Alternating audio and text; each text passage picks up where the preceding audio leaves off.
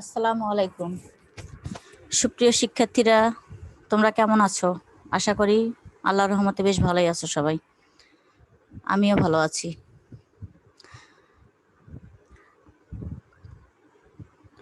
যাই হোক, আমরা আজকে ক্লাস 2 এর অ্যাক্টিভ ইংলিশ ক্লাস করব। কি করব? আজকে অ্যাক্টিভ ইংলিশ ক্লাস করব। আমাদের অ্যাক্টিভ ইংলিশ বই আছে, সেই অ্যাক্টিভ ইংলিশ ক্লাস আজকে করব। অ্যাক্টিভ ইংলিশ ক্লাসের আজকে লেসন 17। এটা তোমাদের বার্ষিক পরীক্ষার সিলেবাস অনুযায়ী আছে লেসন 17।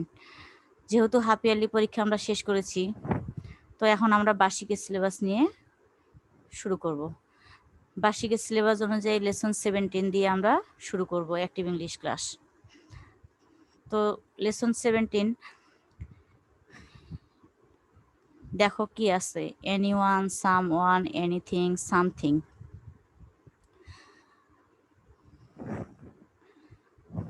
এই এনিওয়ান, সামওয়ান, এনিথিং, সামথিং এগুলোর অর্থ জানবো এবং এগুলোর দেখো বইয়ের মধ্যে এই অনুচ্ছেদটা এগুলো নিয়ে, এই এনিথিং, সামথিং এগুলো দিয়ে আছে। তাহলে এই অনুচ্ছেদগুলো পড়বো, বইয়ের রিডিং পড়বো, অর্থ করব এবং এনিওয়ান, সামওয়ান সম্পর্কে জানবো। তো আমরা সবার আগে কি করব? লেসন 17 শুরু করব। তো এই পৃষ্ঠাটা আমরা রিডিং পড়ব, অনুবাদ করব বাংলায়।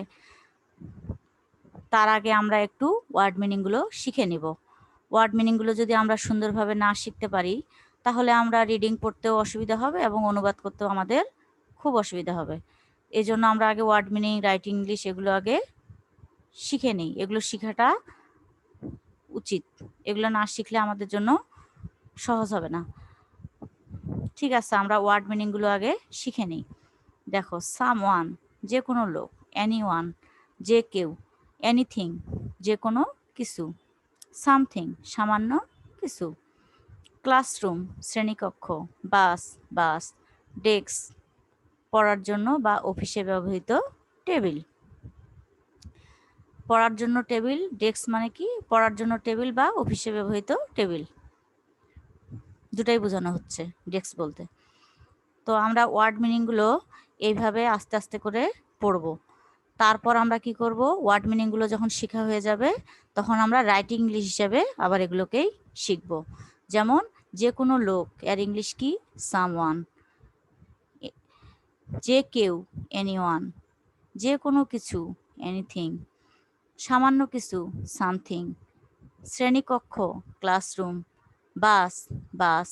পড়ার জন্য টেবিল বা অফিসে ব্যবহৃত টেবিল কি হবে? ডেস্ক। তাহলে ওয়ার্ড মিনিংগুলো আমরা যখন শিখব, তখন বাংলাটা সুন্দর করে শিখব। আর যখন রাইটিং ইংলিশ শিখব, তখন ইংলিশ ওয়ার্ডগুলো বানান সহ সুন্দরভাবে শিখব। যেন প্রত্যেকটা ওয়ার্ড লেখার সময় প্রথম অক্ষরটা কি হয়? ক্যাপিটাল লেটার্স বা বড় হাতের অক্ষর। এটা কিন্তু অনেকেরই ভুল হয় ওয়ার্ড লেখার সময়।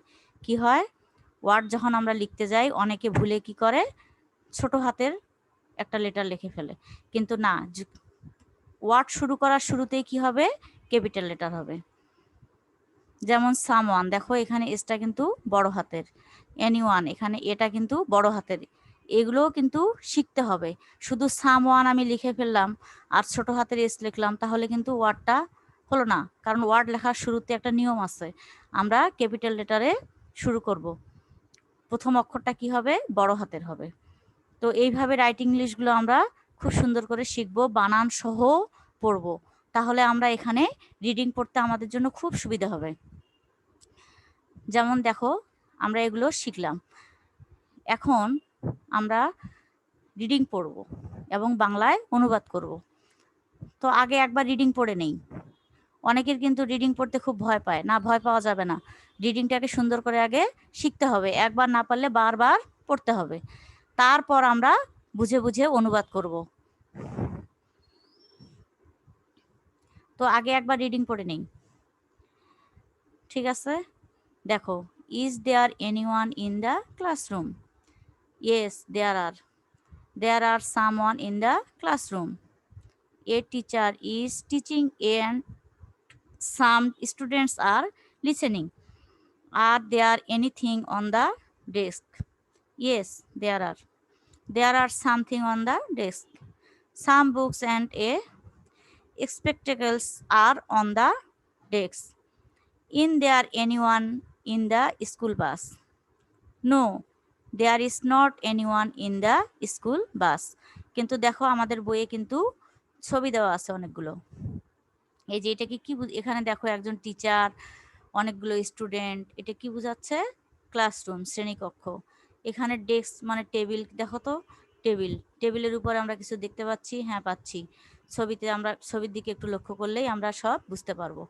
এখানে দেখো স্কুল বাস, আমাদের স্কুলের যেমন বাস আছে এখানেও স্কুল বাস। এটাও স্কুল বাসের ভিতরে কিন্তু একদম ফাঁকা দেখা যাচ্ছে, কোনো লোকজন দেখা যাচ্ছে না। তো ছবিগুলো আমরা একটু দেখবো, লক্ষ্য করব। আর ছবিগুলো দেখলে আমাদের জন্য একটু সুবিধা হবে। কি ছবি দেওয়া আছে এই পৃষ্ঠাটাতে একটু দেখে নিতে এক নজর। তো ছবিগুলো দেখলাম, এখন আমরা ঠিক আছে একটু রিডিং করব এবং অনুবাদ করব। রিডিং এর পাশাপাশি অনুবাদ করে যাব। Is there anyone in the classroom? There মানে কি? সেখানে। এনিওয়ান মানে কি? এনিওয়ান মানে যে কেউ, মানে কাউকে বোঝাচ্ছে। In the classroom. Is there anyone in the classroom? শ্রেণীকক্ষে কি কেউ আছে? Yes, there are. হ্যাঁ, সেখানে আছে। There are someone in the classroom. সেখানে বা শ্রেণীকক্ষে কেউ আছে। সামওয়ান বলতে কাকে বোঝাচ্ছে? সামওয়ান বলতে যে কোনো লোককে বোঝাচ্ছে। ক্লাসরুমে লোক আছে। A teacher is teaching and some students are listening. A teacher একজন শিক্ষক, ইজ টিচিং শিক্ষা দিচ্ছে, অ্যান্ড এবং some students are listening. Listen মানে কি? শোনা। লিসেনিং মানে শুনছে। সাম মানে কি? কিছু। স্টুডেন্টস মানে ছাত্রছাত্রীরা। তাহলে কি হবে? একজন শিক্ষক শিক্ষা দিচ্ছেন এবং কিছু শিক্ষার্থীরা বা ছাত্রছাত্রীরা তা শুনছে। Are there anything on the desk? টেবিলের উপরে কি কোনো কিছু আছে? Yes, there are. হ্যাঁ, সেখানে আছে। There are something on the desk. টেবিলের উপরে কিছু আছে, সামান্য কিছু আছে। Some books and a spectacles are on the desk. Some books বলতে কি বোঝায়? কিছু বই। অ্যান্ড এবং স্পেকটেকলস মানে কি? চশমা। আর অন দ্য ডেস্ক মানে কি? টেবিল। অন দ্য ডেস্ক মানে টেবিলের উপরে। Some books and a spectacles are on the desk. কিছু বই এবং একটি চশমা টেবিলের উপরে আছে। তাহলে কি হবে? টেবিলের উপরে কিছু বই এবং একটি চশমা আছে। এভাবে। Is there anyone in the school বাস?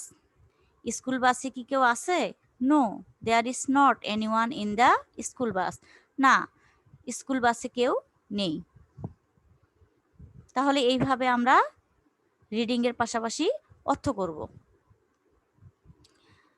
দেখি আর পরের পেজে কি আছে, আমরা পরের পেজে যাব এখন।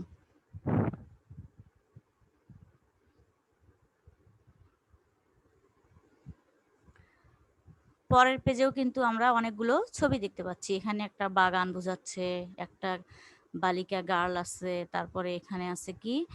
Moon, star. এখানে আছে কি? এটা একটা ফিল্ড বোঝাচ্ছে, এখানে অনেক ছেলেরা ফুটবল, অনেক কিছু দেখতে পাচ্ছি আমরা ছবিগুলোতে, তাই না? ঠিক আছে, এখন আমরা এই পৃষ্ঠাও রিডিং পড়ব, কিন্তু তার আগে কি করব? এই যে এখানে ওয়ার্ড মিনিং আছে, কিছু ওয়ার্ড দেওয়া আছে, সবগুলো ওয়ার্ড মিনিং দেওয়া নাই, তবে যেগুলো দেওয়া আছে সেগুলো আমরা শিখে নিই আগে। এগুলো শিখলে আমাদের জন্য সহজ হবে অনুবাদ করতে।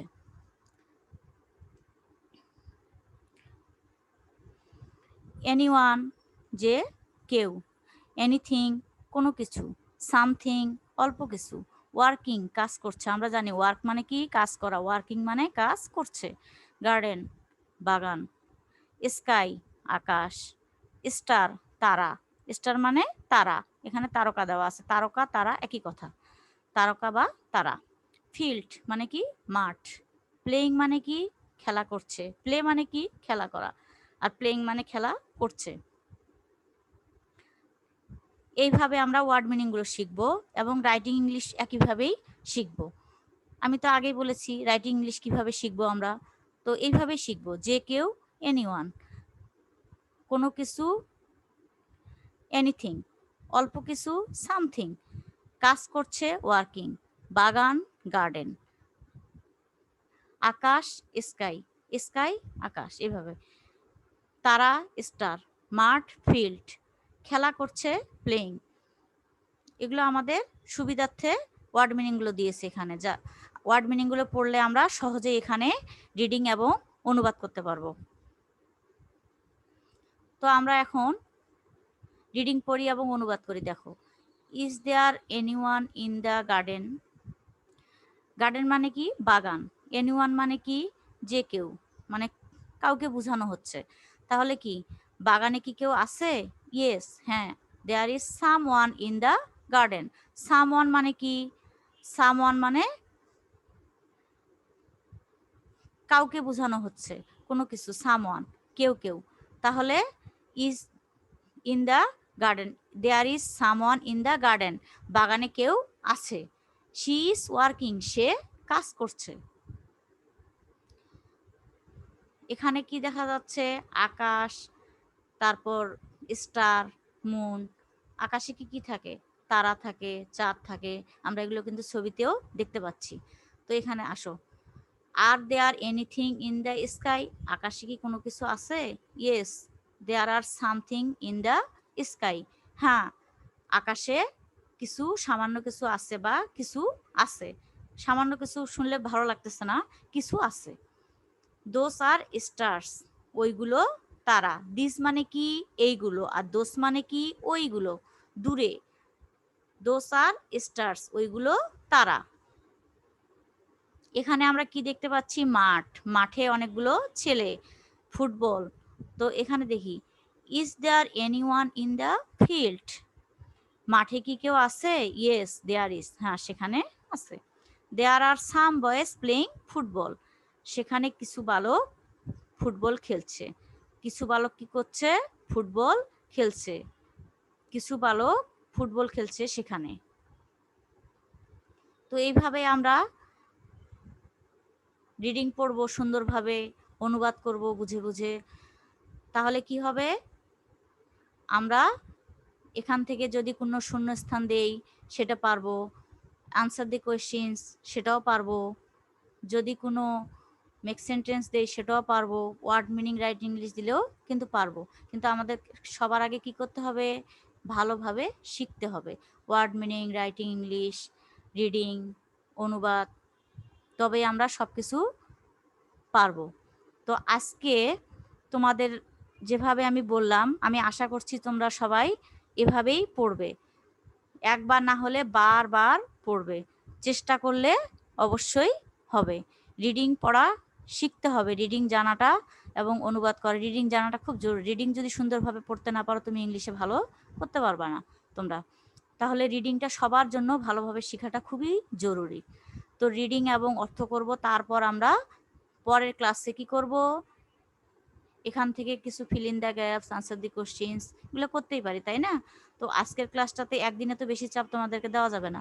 তোমরা আজকের কাজ কি? শুধু তোমরা ওয়ার্ড মিনিং, রাইটিং ইংলিশ এবং রিডিং পড়বা আর অনুবাদ করবা।